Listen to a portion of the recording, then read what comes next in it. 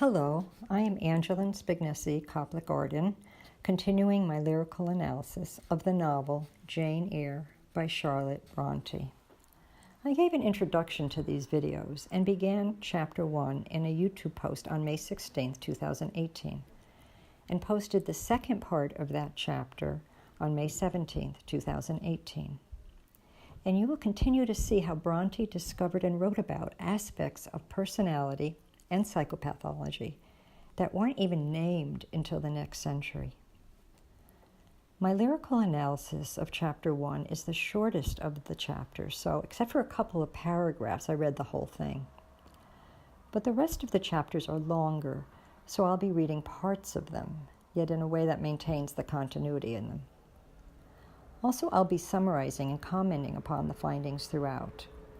And I'll start here with that summary with Chapter 1, where we have Jane being punished by the stepmother, ostensibly because she is different, not natural or social or attractive. She is sent to the window seat by a mother figure, to that mother's recessed edge at the edge of inner and otherworldly realms, and thereby open to the effects of that mother's unconscious, including its terrifying forces, its death forces, an encounter with death. The mother figure places daughter in the realm of all that mother hated and shunned, all that she shunned in her conventional life, yet yearned for, secretly, unconsciously desired. Death forces emerge in the unconscious as mother lives isolated from her mate and has been abandoned. Now, it isn't that daughter is engulfed in mother's unconscious, which is more the male initiation, but that she happily sits in it, when this attachment to what mother most desires, yet rejects, is the only way to connect with mother. And this is an antipathetic symbiosis, a fusion with the destructive forces of mother's unconscious, most secret, unknown desires.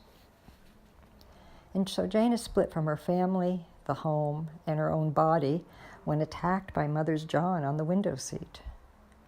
That brings her to the death forces, and they would have to be respected to be approached.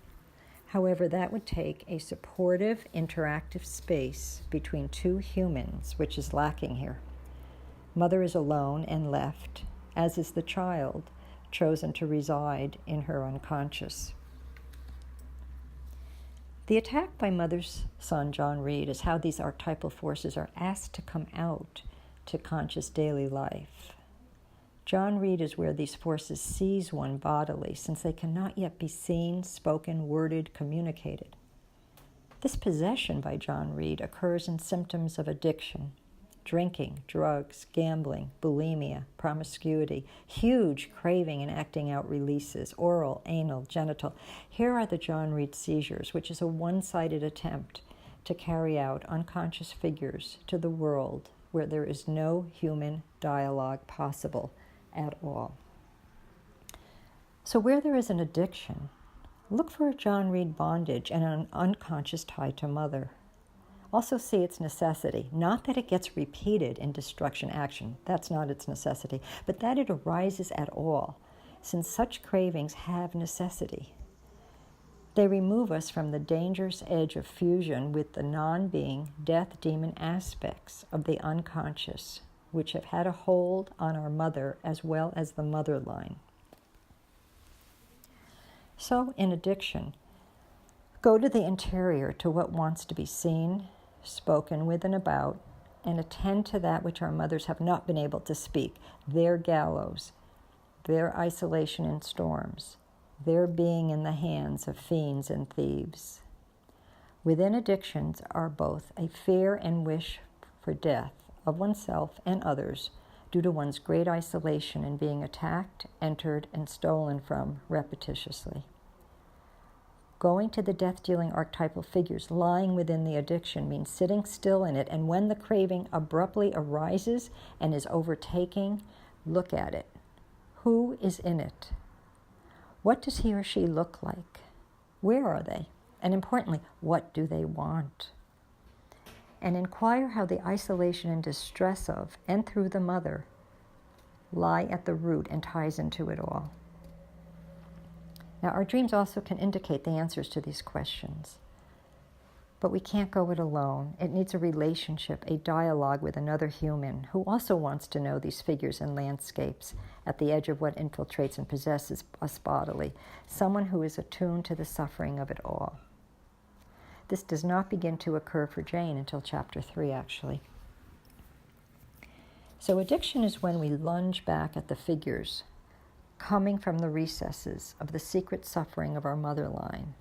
And then we are bodily seized and caught in destructive, repetitious attempts at filling ourselves up, which we think will release us from being attacked and infiltrated. Yet if we lunge at John Reed, get caught in addiction, it does not give us a place in the lived world, the breakfast room, but instead does the opposite. It pulls us further back into Mother's unconscious, a more remote, solemn, and terrifying room of her blood forces, deep in her unconscious body, the Red Room. So now I'll begin chapter 2. I'll start with a synopsis of Bronte's chapter 2 of Jane Eyre. I'll say quote unquote when I quote from the novel. Now in this chapter there are findings on grandiosity, envy, anorexia, the dilation and constriction of archetypal forces, hysteria, and female initiatory ordeals. So here's my synopsis of chapter 2, which I entitled Mirrored Phantom. Thrusting her on the stool in the crimson chamber, these maids threaten to use a garter to secure, but she stills, no longer completely in the thrashing as that mad cat. Never has she been so out of herself. Their voices, a sing-song, also din. She is dependent on Mrs. Reed. She is not equal to the cousins. So be useful, pleasant, be humble, and then she would have a home. They say, Jane, if you are passionate and rude, there will be no home for you here.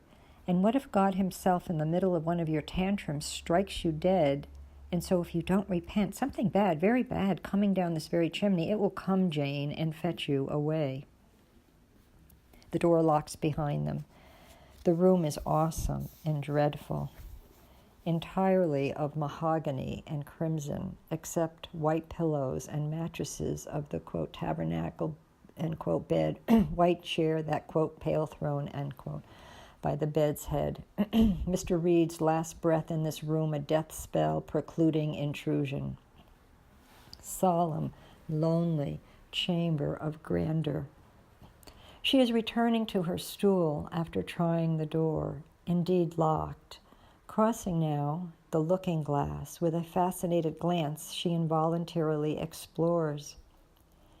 Facing her, the white arms and a face with its glittering, fearful eyes. Here is the effect of a real spirit, half fairy, half imp, of the dells of Bessie's evening story.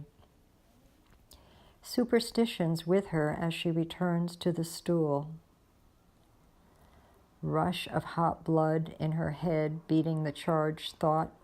Why was she singled out in suffering, the accused, condemned child?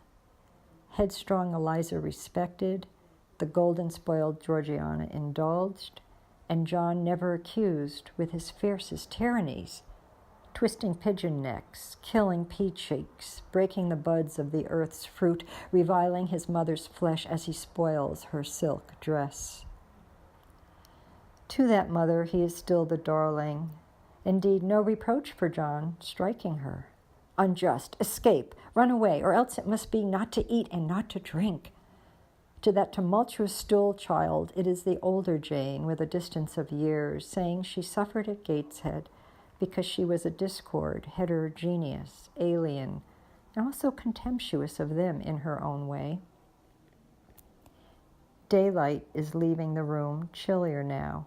Quote, my habitual mood of humiliation, self-doubt, forlorn depression fell damp on the embers of my decaying ire, end quote. Wicked. She had just thought of starving herself. Now she sees the death vault. Is it not the uncle placed there? That uncle who took her, a parentless infant, and when dying required a promise of care from his wife for that infant, to rear as one of her own children, this one, the alien one, also noxious, the one that wife could not love.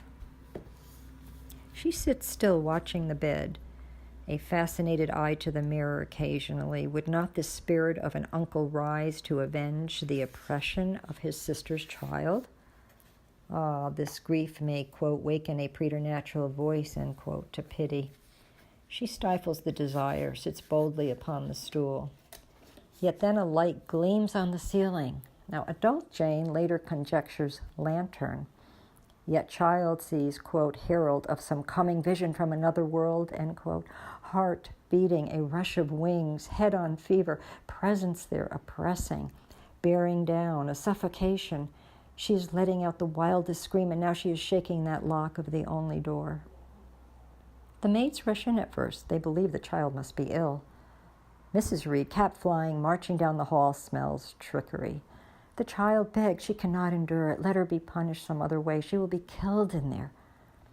The aunt's eye, though, and sees only a, quote, precocious actress, end quote, of, quote, virulent passions, mean spirit, and dangerous duplicity, end quote. Abrupt thrust back in the room by the impatient aunt. The locked door closes, as does a fit upon the child, settling in unconsciousness. Okay, now I will begin the lyrical analysis of that chapter. We flail, dart, spit, never have resisted so entirely. Resisting, we are taken. To resist John Reed is to be taken by him. Our possession by the force of him becomes our resistance to its driven eruption.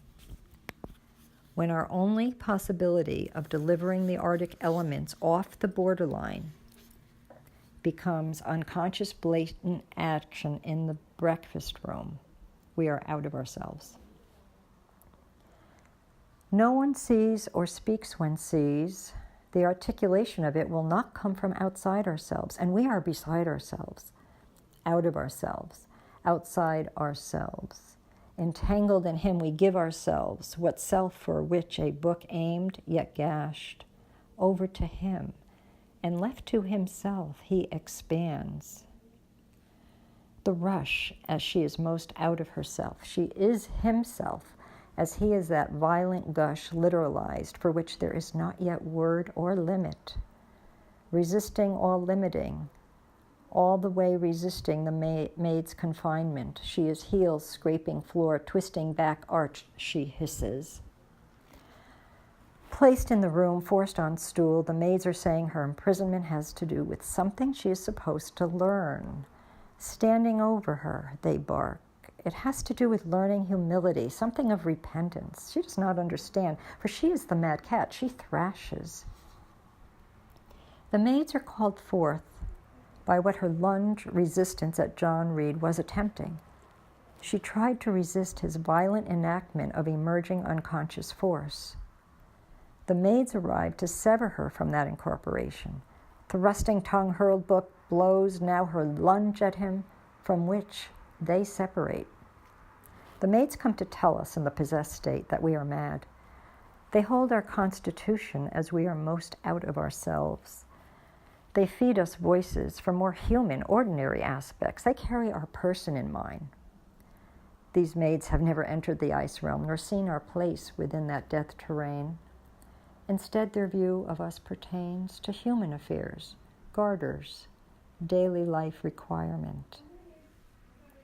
As John Reed has been the failed attempt at delivering out in articulate form the unconscious forces, this failed attempt evokes the maids. They will not have us reactively acting out forces once unconscious. They prohibit the non-human form in which we have been provoked to exhibit them. No home if mad cat.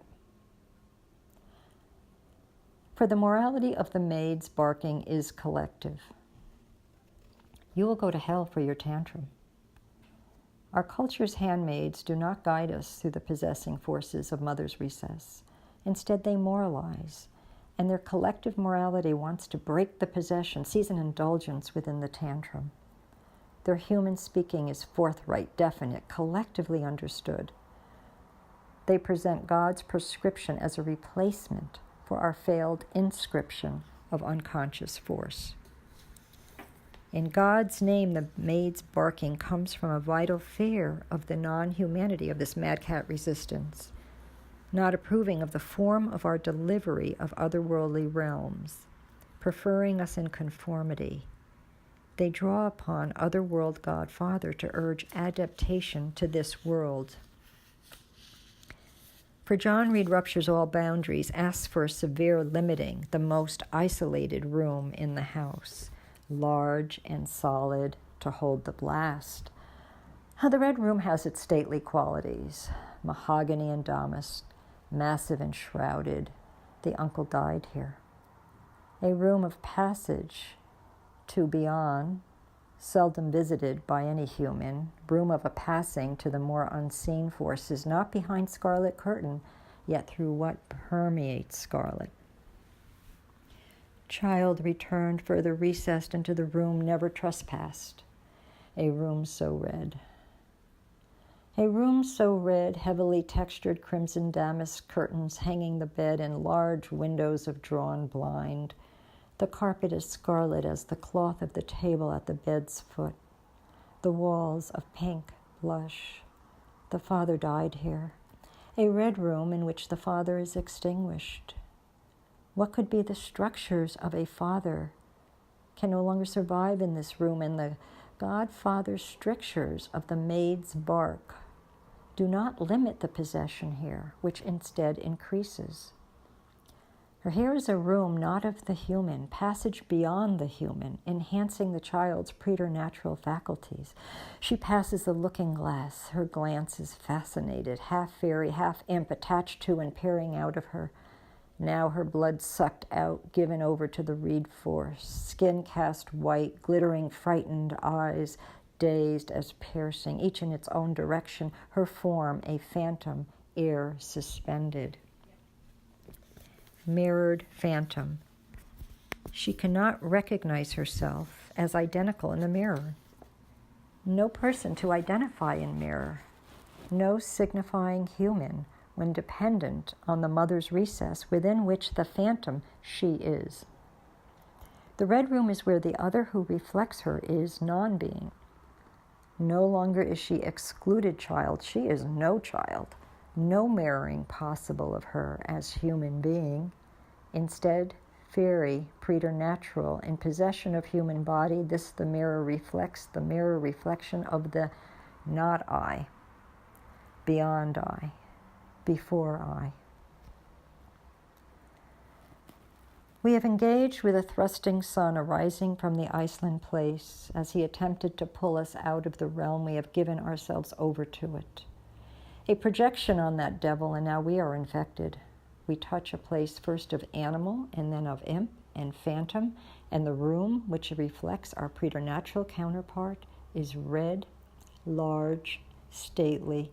Its glamour scintillates.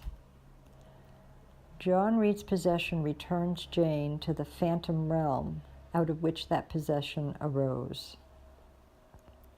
The imp facing her mirrored brings to her mind the Bessie evening story, as had the window seat figures. Their mutual association indicates the homology of the mirrored red room and window seat phantoms. Now, in this further recessed room, Jane is what she on the window seat had only perceived. Far from removing her from the window seat phantom realm, John Reed's driving lunge and maid retribution pushed her further back into fusion with those preternatural forces. After the mirrored glance, Jane sits down and in envy of her cousins turns in on herself. Mind beginning gyration. How is it others have the advantage? She is caught and condemned. They commit error and crime and are rewarded. She has not the fault and is attacked. She feels the unjustness of things, becomes argumentative and convoluted in thinking. When who could be initiating agent is threatened, in a mirror we have seen phantom appearing through us, no person, non-human being, and an envy calls us back to some human dimension. Why do they get and we not presupposes person? The envy, as Jane pities herself, is an attempt to locate a human in the red room place of preternatural. Yet envy's resentment places us only closer to the evil spirits. Animosity, evil spirits now in our heads convolute cacophony. Here is complex talk, the brain in tumult. In the finest detail it accuses as it complains, but it does not suffer. Her brain in tumult snarled, her bad temper feeding on itself, still feeding John Reed's incorporation, yet now in her head. Animosity of the head snarled. Animus of head. John Reed inside her head. Repetitiously attacked and even bleeding, yet there is not present any human feeling for pain. No capacity of suffering. Instead, she whines. Whining is the unfelt pain of a non-human attempting humanity. Suffering more requires the human touched. Out in the cold, on the window seat edge of non-being, mad cat to phantom, now a red room of fascination, ghosts are herself without a mediating human or touched humanly enough to suffer. The red room has its temptations, which would attach us to a continual incorporation of this John Reed force. The first we have seen is fascination. We are charmed, suspended by the grandiose effort of overcoming him, and its result in phantom mirroring. Another is anorexia. We have attached to Mrs. Reed through the one reviling her, her tyrant, yet then she locks us further recess. We sit alone. The rapacious attack has gone on in the main part of the house, and in this solemn, remote room, he is beating inside our head. We realize we cannot overcome John Reed, and she still loves him better. He's still her darling as the anorexic moment of his tyranny, where we sit on red room stool, constricted further recess, becoming a turn of killing force upon ourselves as the ultimate prohibition of him, which is to be most constricted. No outburst possible. As possessed by him, we will starve ourselves to death. He demands so in her love for him. The anorexic movement to literalize death world is the desire within the John Reed possession to live from defilement, loathing, the tyrannizing and revolting while locked up by the stepmother's order. The John Reed incorporation takes its second form in this more remote room. Pre-signifying, when we cannot yet delineate the figures of her recess, John Reed manifests in breakfast room as expulsion, lunge, and in red room as skeleton, the corpse within the tyranny. Grandiose form of escape from the John Reed oppression is to be most possessed by him in the red room place, where the outbursts are no longer, only the petrification of literal death, yearning, skeletal manifestation. Jane cools, embers of ire dampened by the familiar depression, this time holding a vault. Dead ancestor rising while she is sitting still in the room of Mrs. Reed's punitive rule. Father Spirit entrusting her to good care, now in all his wisdom would avenge. We call on the larger ghosts to break the hold of malevolent others. The John Reed explosions have within them the death of a father. As we sit in the solemn red room following the breakfast room outburst, we remember that John Reed comes from a place of deep loss, and that death has to be arrived at, layers peeled, compulsions to tumultuous brain, to starvings, to sitting still, cooling ember, find the vault. The father is dead. And in the room of his dying, we are asked by our mothers to sit and know some devastating blood powers scintillate preternatural forces through the body. The mother has not known these forces herself. We are sent by her into the majestic cavern of blood depths to know the forces when the father is dead. But we cannot sit here unguided and alone any more than she could. We cannot sit within Mrs. Reed's loss, her forces unheeded and only projected she thwarts us. We have not been able to know her in our distinction. We cannot suffer the loss. In the Red Room, his word, we look up to it. We look up to it for distance from these ways of oppression. Collapses, his word broken, collapsed his symbolic function in the Red Room of Gateshead Hall, where we are infiltrated inside Crimson Chamber. Father's refusal to remain above, to hold the distance through promise word. His word does not separate us from the damask secret chamber when we want to use that word to escape his son. The urge of hate, of hunger, also when his word is not mother's desire. Father not to be an escape from son. Father relates to son. So non-differentiated from mother on window seat in Red Room, her men of no appeal. John Reed comes from the rage ordeals. Mr. Reed more the pure terror ordeals. Related forces, father and son. The Red Room has its white mattresses, a white throne by the bed's head, and in this place Jane passes from John's red raging to his father's white ghost seizure. Entering the stream of blood, forced by the stepmother to enter the stream of blood recessed between them. Here the God is white-winged power of Savior. We had incorporated John Reed until submerged in blood depths we face our white God, first thinking ourselves immune. Dilation. John Reed enters every vein and is exploding out of us, inflated, sonorous thrusts. This mode of being possessed pertains to swelling and dilation. Our muscles inflate. The blood vessels dilate. All is of turgor, reddening, seething. Our mouths open as the hunger becomes roar. We demand to be fed. Constriction. In the wake of John Reed arrives his father's spirit, terrifying. First, there is an awe of this father. We apprehend his spirit, quote, herald of some coming vision from another world, end quote. Sunken vault to overarching light, we reach beyond ourselves to extremes, eliminating any human negotiation. We would like his help in the form of avenging, but we will not address him directly in fear of his preternatural properties. He takes us beyond the human, his word a promise of power to separate us from the oppression of son's drive, to remove us from within her recessed desire, yet we cannot speak.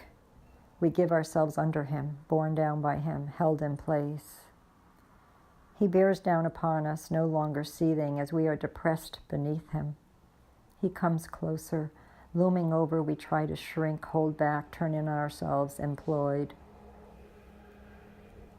This mode of being possessed pertains to deflation and constriction. Our muscles contract, blood vessels constrict. All is of pallor, coldness, we petrify. Winged Almighty descending, pressing down upon us to infiltrate. If we speak any of it, we are a liar. Overwhelmed, mouth open as silent screams, our mind given over to him, we fall under. And now I have a lyrical section.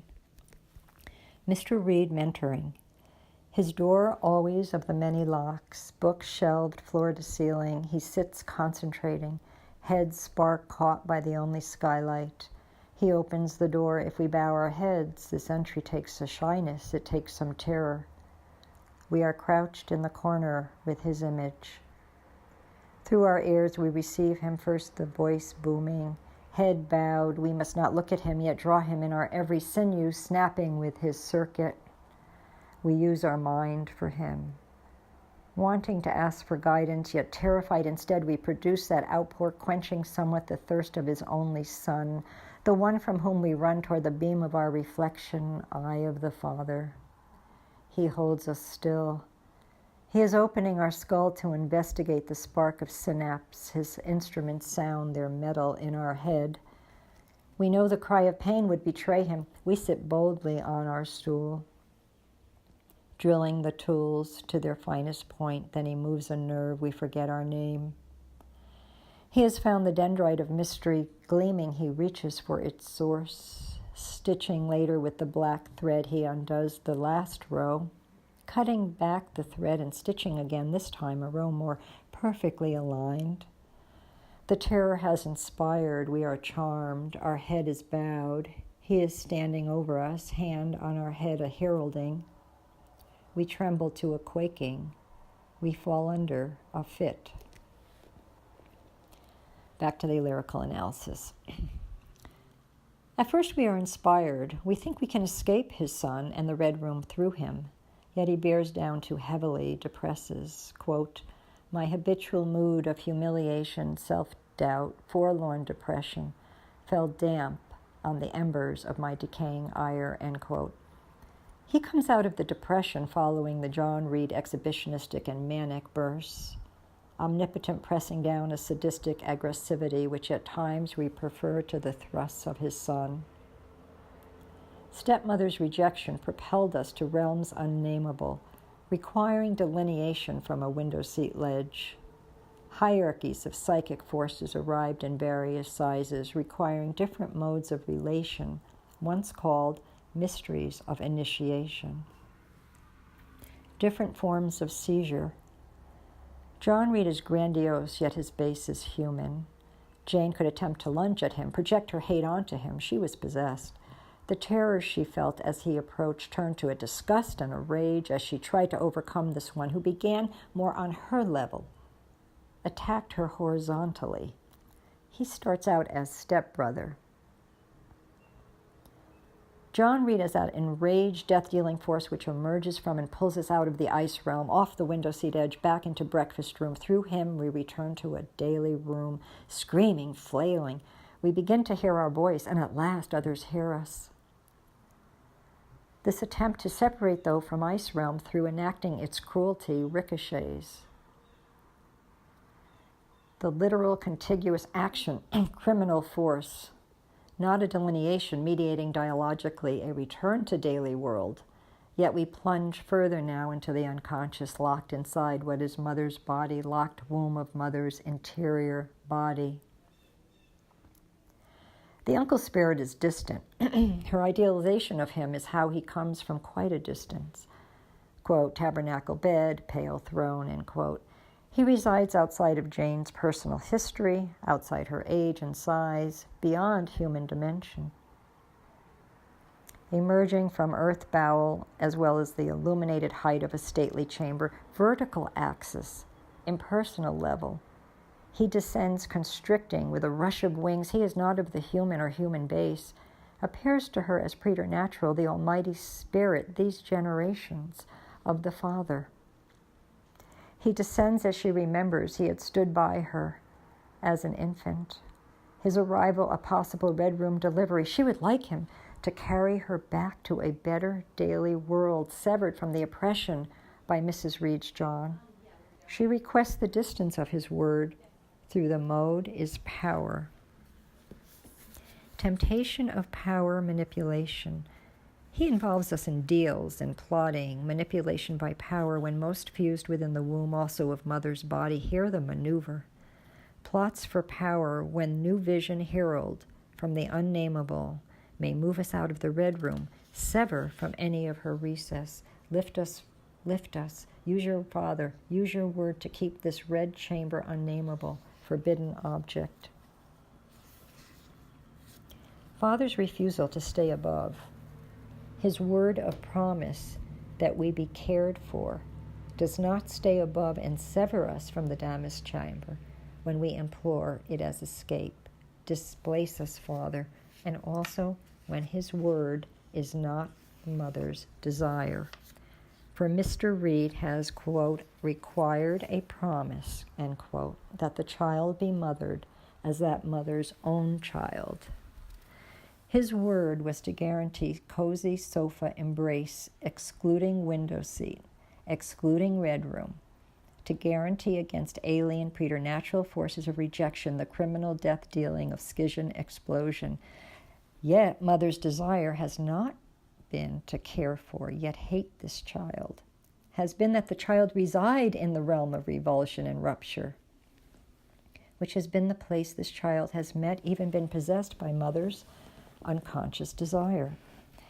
From that domain, child has beckoned word to separate her out. Instead, it lowered touching. For care for one cannot be required by another, and Mr. Reed never consulted that mother of her desire. He did not consult Mrs. Reed. Instead, he faded away, and in dying out, he said to the mother, "Look after this little one, care for her. She is special to me. Keep the word, make the promise." And fathers have left the mothers, even as they demand care for favored daughter, attached to a daughter while leaving the mother, then must shun that daughter. Gateshead as that place of contiguity, where word touches the blood depths to which we have recessed. The text became covered by blood in the breakfast room. Omniscient, omnipotent Father lowered in the red room, and his word became silence, no word, all word covered by further recess fit of depth. Gateshead is the place of unmediated presence, pre-signifying, familial incest, the literalization of his word entering her womb through our channel, choking us in a word, hysteria. Hysteria is that moment when Father's word will not be separate from the desires of mother's blood, yet has not been able to delineate that red chamber. So not hysteria as the search for maternal fusion, yet as that place already fused within what is also mother's body, into which Father descends. Hysteria is that attempt to let the Father's word appropriate to itself the maternal chamber. The hysterical moment is when the word refuses to be any longer mere sign above warranting mother as severed object, and becomes the passage of Father's word into the desire of mother's blood through daughter, when there is not yet a way to delineate, and as a way to attempt to delineate, this familial incest. Father and son Reed revert to one another. At the base of the John Reed bursting inflation is the death vault of the father. Anorexia, dilation to constriction. Then the father's prohibitive words requirement becomes our flailing as of his son. Again we are in seizure as the promised father becomes our violent thrashing. Hysteria, constriction to dilation. With the coming of the blood, we are left with no father and the curse of a mother. Mother is abandoned. She has no love. She is tortured herself, strained, resourceless, continually worn down, crippled, harried, and mean. She has tried to cover it with the promise of Father's word, but instead curse. We are left with deceased, descending father and the curse of a mother through which we begin death passage to regions yet unnamed. It is not like the ones of which we have heard, male's entry to monster's belly, threats of vagina dentata, a swallowing and rebirth. In our perilous initiatory journey through death regions, there is a hurled book, pointed attack, swooping visitation, a rising from a death vault to then lower, the threat not of being swallowed, but of infiltration and invasion. He gets in our veins in various ways, firing out a death and a fit. Each male force another initiatory ordeal at Gateshead, taking the form of possession. John and Mr. Reed ordeals to differentiate the psychic depths of her rule. Can we cross through to the side of otherness, male forces, to signify the broken boat stranded on desolate coast, fiend, churchyard, gallows, as well as the son's thrusting tongue and revilement of mother's flesh, that phantom mirrored and dead father vaulted rise to a descent? What is the language of the specific death images of these recesses? What is their desire? The mother indulging son's greed while unconscious to his cruelty, mother living out her hungers blindly in the gorging, bilious, and raging son, cannot see the fit of the possessed child as anything but false. Child is actress. Child a figure in the drama of unconscious forces. Child has itinerary, configurations of dramatis personae. drama of the heterogeneous psychic forces, repetitious plots. Child passes through the itinerary of her psychological drama, daimonic fate history. Child as actress in the Red Room scene of Dramatis Personae. It is this artifice statement of the mother which accompanies the fit itself. An aspect of Jane's reality cannot place her stepmother's ghost husband, thinks it's superstition. The child and Mrs. Reed have not been able to let metaphorically configure through their nature these voices calling from beyond that which is adaptive conscious stance. Father Spirit of the Word is descending. The mother does not know how to delineate the differentiation of death forces and their interplay in her blood. Deceased father descends. Mother does not know. Before we can know, we have to go through some ordeals. Now I have a lyrical section, and I begin with a quote from the novel Jane Eyre.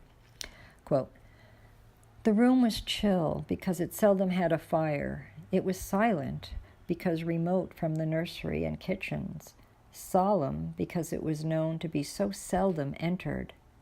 The housemaid alone came here on Saturdays to wipe from the mirrors and the furniture a week's quiet dust. And Mrs. Reed herself at far intervals visited it to review the contents of a certain secret drawer in the wardrobe, where were stored diverse parchments, her jewel casket, and a miniature of her deceased husband. And in those last words lies the secret of the Red Room, the spell which kept it so lonely in spite of its grandeur." End quote. Mrs. Reed, over again she strokes, hands to those parchments, thumbs rubbing frame, miniature in a frame. Her silk dress has been torn by her son, and it is sinking in some water. Chin, squared skin, age 36 years old, she manages the household. Her hands are lean, long-fingered, large-knuckled, aging stroke of his picture. Blood pushed through his heart, then aorta pulse perfect. She knows him better this day. Turning, she looks upon the red tabernacle bed. She hears his requirement, makes his promise. She wants him to leave. Never was he with her in this grander crimson chamber before the sickness, and he never felt her contractions, the mirror's phantom through her contractions, the way her blood pulled back. Pale cheek, he never saw her pale cheek. He dies after all, leaving her a waif.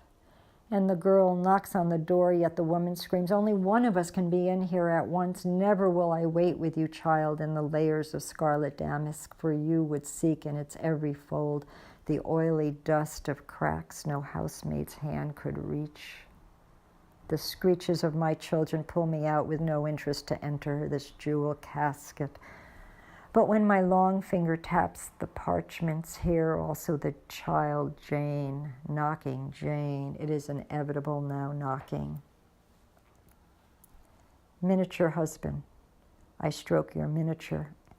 You remain wisp, even reappearing within this frame. I cannot find you concrete evidence. My body constricts around your memory. My womb cramps, always menstruating, and yet when I sit in this room with you, husband, the scent of my discharge creases your framed visage until all blood stops. It is the moment you cease breathing no oxygen, and I harden more than you always were the softer. In this room, some optic nerve urges atrophy.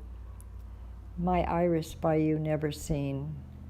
The arm with which I do not write numbs. My ankles are crossed and the gap between my knees still frightens me. Sturdy black shoes want to tap to some love music. Instead, I shun you, husband. Were more interested in my eyelash on the pillow. Make a wish. Yours that I remain with waif. What is red crusted? This lid is granular. The curtain crimson folds I do not notice. I have not stopped spotting since you left. Okay, so that is the end of my lyrical analysis of Chapter 2, and here's my summary and commentary on it. So when we encounter huge, numinous forces of the unconscious, if we are not integrated in spirit, mind, soul, and body enough to get distance from them and inquire them, then they can take us over, and we are out of ourselves, further pushed away from being to non-being in the red room, the room of the dead father. And there we are even more split from human engagement and from ourselves. It's very difficult to be in an interactive space with one taken over by tremendous death demons. A typical response is that of the maids here, moralizing to keep a distance, to remain above it all, and urging the one infiltrated by them to conform, get a grip, or else there will be divine punishment. Now that response is to treat the one attacked and infiltrated as the demon itself. Yet it also indicates that to enter this red room is to work out a morality of how to be with the unconscious and manifest it. So whereas in the window seat place, one perceives the death demons, in the red room, this further recess, one actually becomes the non-human, enters non-being. Here is a deathly phantom looking back when one looks in the mirror, fascinated.